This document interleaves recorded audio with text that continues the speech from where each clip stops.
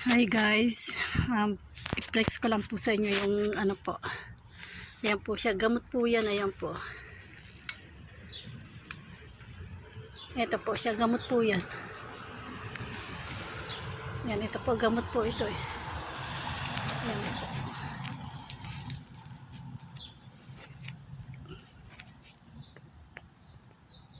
Habak po yan kung tawagin po dito sa bansang Saudi po. Habak po.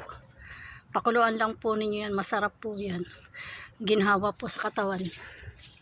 Ayan po siya. Habak po ang tawag po dito, habak.